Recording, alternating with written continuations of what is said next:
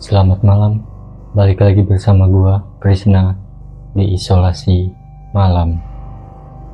Seperti biasa, di sini pintu sudah terkunci, lampu sudah padam, dan hanya ada kamu bersama cerita yang seharusnya tidak pernah terdengar. Oke guys, pada kali ini kita akan menceritakan sebuah kisah dari Alex, pemuda berusia 25 tahun. Seperti apa kisahnya? Mari masuk lebih dalam. Karena dalam kesendirian, kamu tidak benar-benar sendiri.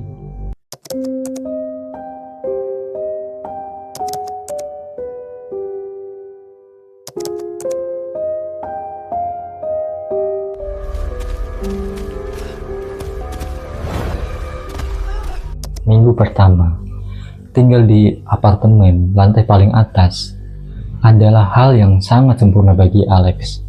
Karena ia mendapatkan ketenangan pada malam hari, pemandangan kota yang bagus, dan tentunya itu sangat dekat dari kantor Alex, sehingga ia tidak perlu repot untuk berangkat ataupun macet-macetan di jalan. Namun, ketenangan itu hanyalah kulit luar semata, karena tepat pada saat minggu kedua ia tinggal di sana, di malam hari, saat ia hendak menuju ke kamarnya dan baru saja keluar dari pintu lift, tiba-tiba ia merinding di situ tanpa sebab. Bulu kuduknya hampir semuanya berdiri. Dan entah kenapa, pada saat itu koridor terasa sangat dingin, tidak seperti biasanya. Tapi Alex berusaha untuk tidak menghiraukannya dan langsung jalan menuju ke kamarnya. Tapi entah kenapa, di situ koridor terasa sangat panjang. Dan tiba-tiba, ia merasa ada sesuatu yang mengikutinya dari belakang. Padahal, dia turun dari lift sendirian. Dan kondisi koridor pada saat itu, tidak ada orang sama sekali. Ia sesekali mencoba menengok dan melirik tipis-tipis ke belakang. Tapi, dia tidak menemukan sesuatu apapun yang mencurigakan atau mengikutinya. Perasaan gua aja kali ya. Udahlah, kerjaan lagi numpuk. Hanya ada dia dan bayangannya pada saat itu. Alhamdulillah, pada malam itu dia tidak mendapatkan gangguan apapun. Setelah sampai di dalam kamarnya,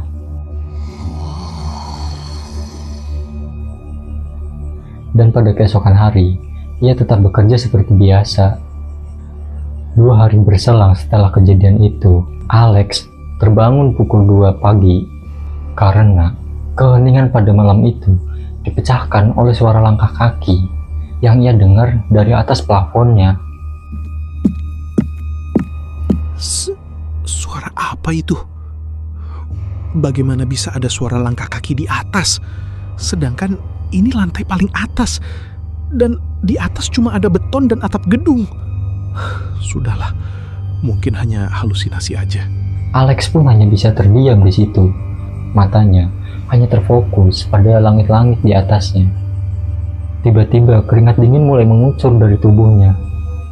Karena dia berpikir itu bukan suara pipa air ataupun sesuatu hal yang lain.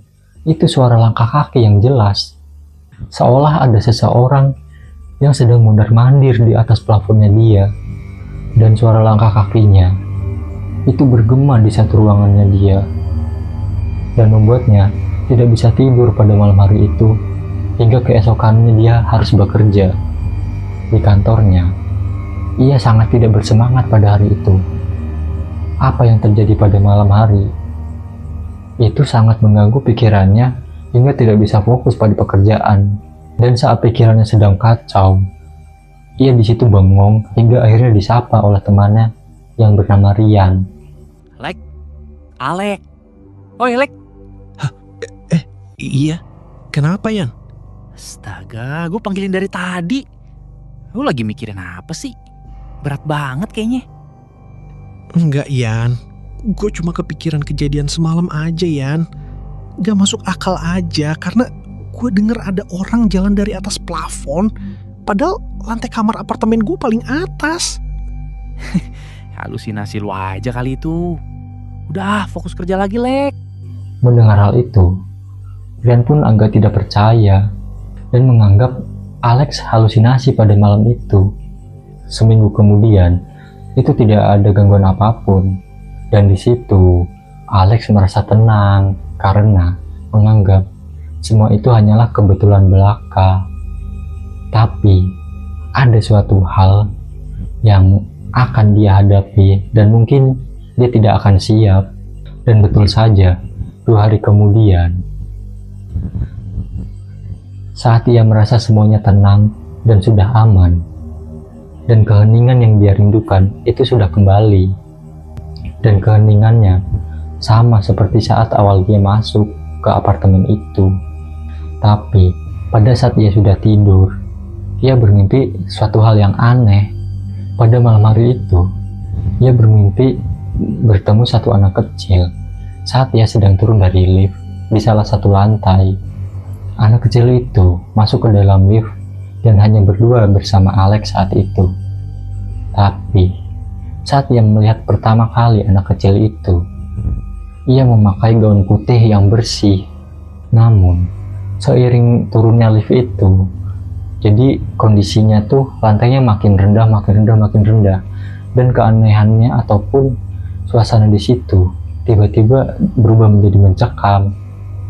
Tiba-tiba di saat lift menyentuh lantai 3, di situ tiba-tiba anak kecil itu bilang sesuatu. Tolong aku. Dan yang bikin Alex semakin terkejut saat ia menoleh, muka anak itu sudah pucat dan gaun yang putih tadi itu sudah menjadi kusam, dan gaun yang tadinya bersih itu sekarang dipenuhi noda darah. Begitu juga dengan bandonya. Bando putih yang tadi bersih bikin anak itu terlihat sangat cantik, lucu lah pokoknya untuk seusianya. Itu tiba-tiba ada noda darah juga di situ, guys. Dan anak kecil itu terus mengulangi apa yang dia ucapkan. Tolong aku, tolong aku, tolong aku. Berulang kali itu sampai berputar di kepalanya Alex. Dan yang lebih mengejutkannya lagi, saat dia mencapai lobi, tiba-tiba lobi yang tadinya megah, mewah, bersih lah pokoknya, itu tiba-tiba menjadi seperti bangunan yang tak terawat, banyak lumut dan akar-akar menjalar seperti itu. Ya pokoknya seperti menjadi bangunan terbengkalai yang sudah tidak dihuni beberapa tahun. Dan yang lebih mengejutkannya lagi, saat dia keluar dari pintu lobi, di depannya itu sudah bukan parkiran mobil lagi, guys. Jadi di depannya itu sudah seperti menjadi hutan belantara dan ada satu pohon yang menarik perhatiannya dia. Alex pun di situ bingung, kenapa ia tiba-tiba berada di satu bangunan yang dikelilingi hutan lebat di situ. Saat dia memutuskan untuk berjalan ke arah pohon tersebut, tiba-tiba Tolong aku. mendengar hal itu, Alex pun langsung terbangun dengan nafas yang masih ngapan lah pokoknya, dan pikirannya masih tertinggal di pohon itu karena dia masih merasa janggal dan masih belum menemukan apa yang membuatnya lebih istimewa dari pohon-pohon yang ada di sekitarnya. Tapi Alex pun mencoba membuang pikirannya terlebih dahulu dan mencoba bersiap-siap untuk berangkat bekerja pada hari itu. Di pekerjaannya tidak ada hal-hal aneh ataupun ya dia merasa seperti biasa saja di pekerjaannya itu. Namun saat dia pulang, alhamdulillah tidak terjadi apa-apa, guys. Jadi semuanya normal dan Alex pun bisa tidur tenang di hari itu. 2 malam berselang, ini tuh terjadi puncaknya, pokoknya itu peaknya lah, paling tinggi dari keanehan yang dia alami. Jadi pada malam itu Alex mengalami ketindihan, ya seperti ketindihan yang biasa kita alami ataupun dibahas ya. Jadi dia sadar di situ, tapi tidak bisa menggerakkan badannya, bahkan sekedar untuk menggerakkan kepala saja tidak bisa. Dia hanya bisa melirik kanan kiri dan hanya bisa melihat ataupun fokus ke atas plafon. Tiba-tiba dari kegelapan di sudut ruangan itu, ia melihat seperti sosok yang tinggi gede. Hanya saja Alex tidak bisa melihat muka dari makhluk tersebut. Jadi dia cuma melihat kayak semacam siluet bayangan hitam dengan mata yang merah. Makhluk itu perlahan-lahan mendekati Alex di situ, dan kemudian tepat berada di atas Alex. Kemudian makhluk itu menyampaikan sesuatu kepada Alex. Jangan usik tempatku. Pergi dari sini. Wah, suara dari makhluk itu membuat gedang telinga Alex hampir pecah. Ya karena suaranya itu sangat keras dan berdengung di kepalanya Alex. Dan tiba-tiba dia merasa ada suatu tangan yang sangat besar itu sedang mengarah ke badannya dia. Jadi tangannya tuh kayak dari dada gini, dan tiba-tiba makhluk itu mencekik Alex, guys. Dan dia terus mengulangi perkataannya itu sambil mencekik Alex dengan tangan yang gede dan kukunya yang panjang dan tajam di situ. Jangan usik tempatku. Alex pun hanya bisa diam di situ, dan dadanya pun langsung merasa sesak. Ya karena nggak bisa napas di situ dia. Di saat ia sudah merasa sangat pasrah di situ, ya karena dia mau ngucap aja sangat susah, guys. Paru-paru dia tuh kerasa mau meledak dari dalam gitu. Dia pun mencoba merapalkan ayat kursi dalam hati. Dan yang terjadi, setelah ayat kursi itu hampir selesai dia baca, tiba-tiba dia ngerasa pusing yang belum pernah dia rasakan sebelumnya. Dan saat sedang pusing, tiba-tiba dia merasa seperti ada hantaman benda keras di situ. Ya mungkin yang dia rasain kayak ada palu gede nih ngarah ke kepalanya dia, teng gitu. Pokoknya keras dan membuat dia gak sadarkan diri di situ. Dan saat ia sudah sadar, di situ sudah jam 6 pagi, dan entah kenapa dia merasa badannya tuh kayak hancur, guys, kayak remuk lah gitu, kayak nggak ada tulangnya. Di situ dia lemes, terus dia kayak ngerasa di sekitar dan di bagian atas itu, jadi dada sampai lehernya dia itu merasa perih gitu. Kemudian dia mencoba ke kamar mandi untuk sekalian siap-siap berangkat kerja. Dia bercermin di situ, dan pada saat dia membuka pakaian, benar saja, gak aneh, guys, kenapa dia ngerasa panas di badannya. Ya karena dari bagian sini ke leher itu seperti ada bekas merah gitu. Jadi di lehernya itu seperti ada tanda, ya pokoknya kayak bekas cekikan gitu yang meninggalkan bekas 5 jari. Menurut kalian itu cuma mimpi apa benar-benar terjadi? Pada saat dia berangkat kerja, sesampainya di kantor, dia merasa masih lemas gitu badannya, dan mukanya dia agak pucat. Di situ temannya Rian memperhatikan Alex. Buset, itu merah bekas kerokan atau pacar lo yang makin galak, Lek? Lu Yan, bukan dua-duanya. Aduh, perih banget. Semalam gue ketindihan waktu tidur, diliatin penampakan sosok tinggi gede yang gak tahu kenapa dia marah. Gue dicekek, tapi anehnya pas pagi ada bekasnya. Gue masih bingung itu mimpi apa kejadian beneran. Melihat ekspresi Alex yang sangat serius, di situ tawarian tiba-tiba langsung hilang. Serius lu, Lek? Mana sini gue lihat? Kemudian Rian mendekat dan memeriksa leher Alex dengan seksama. Bener ini bekas cekikan, Lex. Kayaknya nanti sore lu harus ikut gua ke rumah. Mungkin lu dalam bahaya. Kemudian saat mereka sudah sampai di rumah orang yang dimaksud Rian, mungkin kita sebut namanya Pak Agus.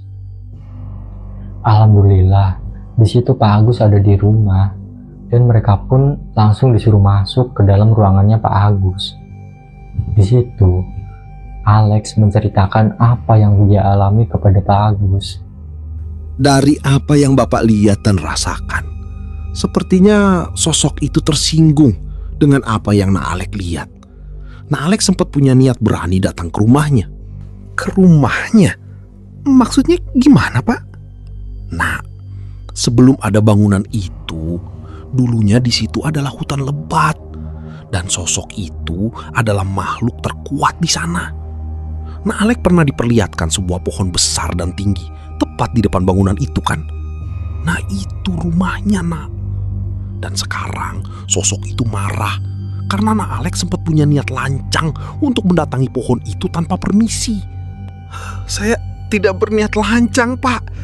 Lalu saya harus bagaimana, Pak? Segera pergi dari sana sebelum semuanya tambah buruk.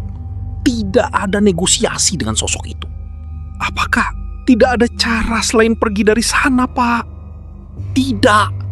Lekas pergi dari sana. Oke guys, jadi seperti itu ceritanya. Sebenarnya gue masih penasaran guys, yang terjadi sama Alex itu mimpi atau beneran nyata? Kalau menurut kalian gimana? Tulis pendapat kalian di kolom komentar. Mungkin cerita berakhir di sini, namun malam semakin larut dan kesunyian baru saja dimulai. Bagi kalian yang punya kisah horor menarik dan ingin kisahmu diceritakan di sini, kirim segera ceritamu ke email di bawah ini. Jangan lupa tekan tombol like, subscribe, dan aktifkan notifikasinya agar tidak ketinggalan kisah mistis di kegelapan selanjutnya.